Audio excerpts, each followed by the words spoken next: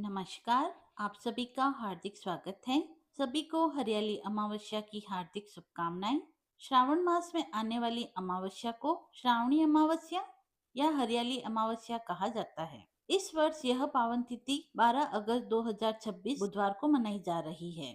अतः श्रावणी अमावस्या पर पितरों की आत्मा की शांति के लिए श्राद्ध, पिंडदान और दान धर्म करने का विशेष धार्मिक महत्व है। हरियाली अमावस्या का धार्मिक और प्राकृतिक दृष्टिकोण से अत्यधिक विशेष स्थान है। इस दिन प्रकृति और वृक्षों के प्रति आभार व कृतज्ञता व्यक्त की जाती है। सावन के महीने में चारों ओर हरियाली छा जाने के कारण इसे हरियाली अमावस्या कहा जाता है।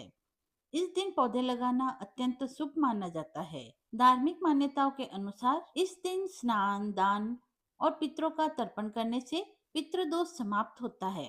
साथ ही इस दिन भगवान शिव और माता पार्वती की पूजा करने से जीवन में सुख समृद्धि आती है। सावन मास की अमावस्या तिथि को भगवान शिव और माता पार्वती के साथ पीपल की पूजा का भी विशेष विधान है। मान्यता है कि अमावस्या के दिन पीपल की पूजा करने के बाद कथा सुनने और पढ़ने मात्र से जीवन के सभी संकट दूर हो जाते हैं व जीवन में सुख समृद्धि के मार्ग प्रशस्त होते हैं। आइए अब सुनते हैं हरियाली अमावस्या की कथा। एक समय की बात है, राजा महल में अपने परिवार के साथ सुखपूर्वक निवास कर रहा था। उसका एक पुत्र था जिसकी शादी हो चुकी थी। राजा की पुत्रवधु ने एक दिन रसोई में मिठाई रखी हुई देखी तो वह सारी मिठाई खा गई। जब उससे पूछा गया कि सारी मिठाई कहाँ गई, तो उसने कहा, सारी मिठाई तो चूहे खा गए। पुत्रवधु की यह बात चूहों ने सुन ली और वे इस गलत आरोप को सुनकर अत्यंत क्रोधित हुए।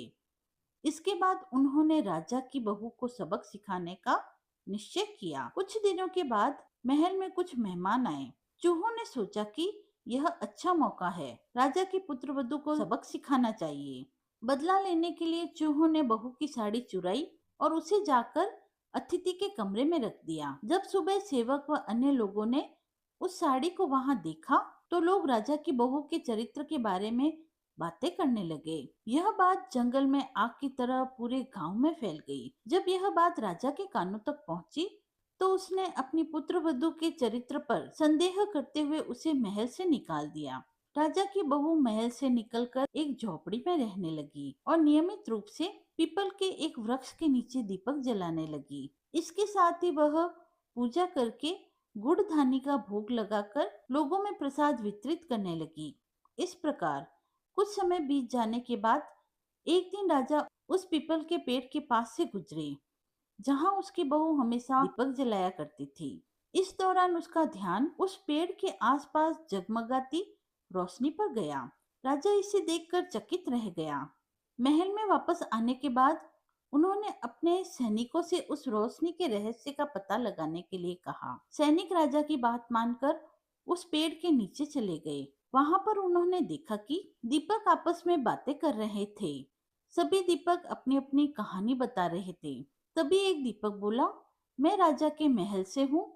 महल से निकाले जाने के बाद राजा की पुत्रवधु रोज मेरी पूजा करती है और मुझे प्रज्वलित करती है। सभी अन्य दीपकों ने उससे पूछा कि राजा की बहू को महल से क्यों निकाला गया, तो उसने कहा कि एक दिन उसने मिठाई खाकर चूहों पर झूठा नाम लगा दिया। इस पर चूहे नाराज हो गए और राजा की बहू से बदला लेने के लिए उन्होंने उसकी साड़ी अतिथि के कक्ष में रख दी। यह सब देखकर राजा ने उन्हें महल से निकाल दिया।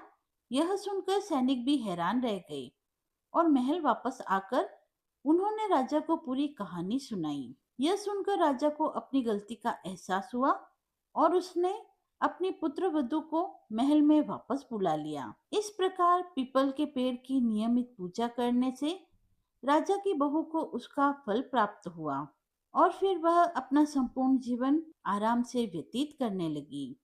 कथा समाप्त हुई। यदि यह आपको पसंद आई हो तो आप कमेंट बॉक्स में हर हर महादेव लिखकर अपनी भक्ति को व्यक्त करें। मिलते हैं अगले वीडियो में। तब तक के लिए धन्यवाद।